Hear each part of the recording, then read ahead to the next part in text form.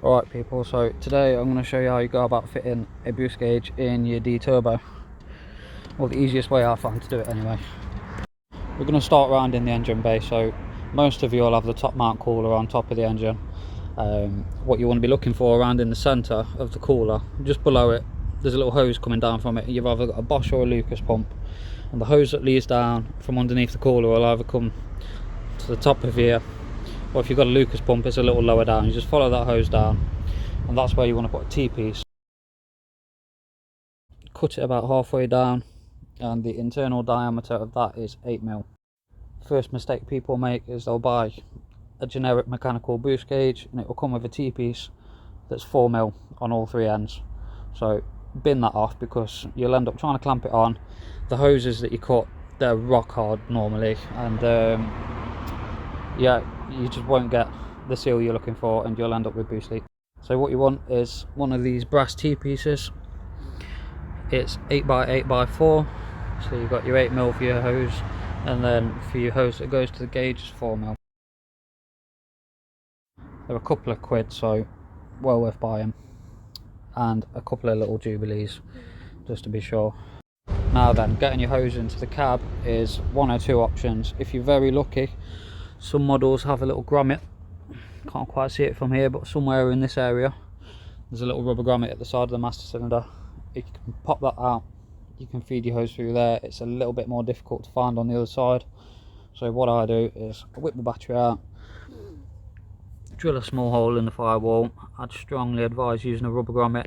Put a hole through the middle of it, just so the hose isn't chafing on the metal. Just to note, you'll want a couple of meters of silicone hose back into the car.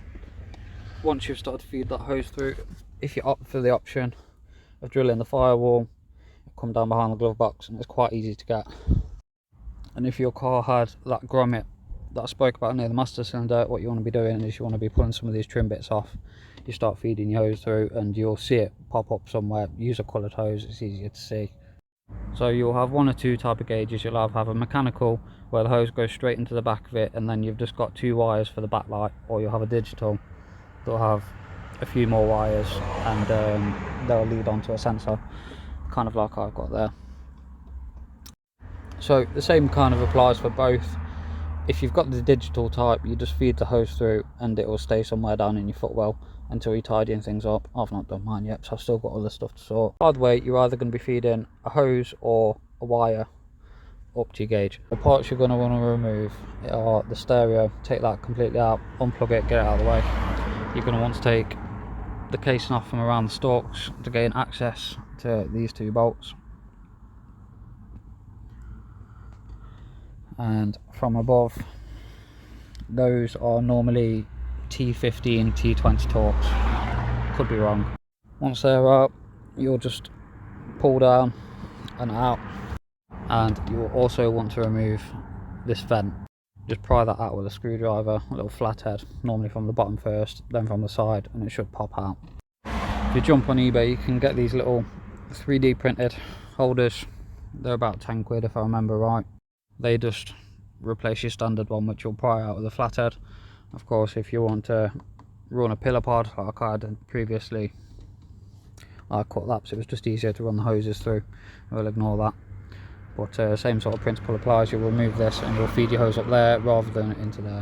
At this point, you'll have your stereo out, you'll have the surround off, you'll have everything out the way there, you'll have the vent out, and you're either going to be running a hose all the way up there to a mechanical gauge, or you're going to be running a wire from your gauge back down for a digital.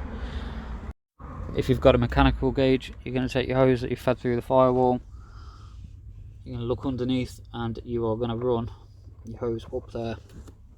You're going to grab hold of it, you'll see it where the stereo has been removed. You'll pull it through, and then you feed it directly there below this trim piece. It kind of sits below the cluster, and you feed it through to either there or there.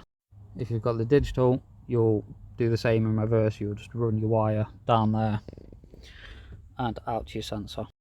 And your last main part to it is running power to your gauge and or a backlight if you've got a mechanical. You'll have two wires coming off it, which you're going to run in the same place and you're going to leave them behind your stereo. And whilst your stereo is out, you take the harness, find the positive and negative, and you're going to splice some wires into them, the 2 wires off your gauge, into the power of the stereo, which is what I've done with this one. There you go. Your stereo power's on when you turn your ignition on, so does your gauge. And the rest from here will be pretty self-explanatory. Just piece it all back together, and there you go, boost gauge.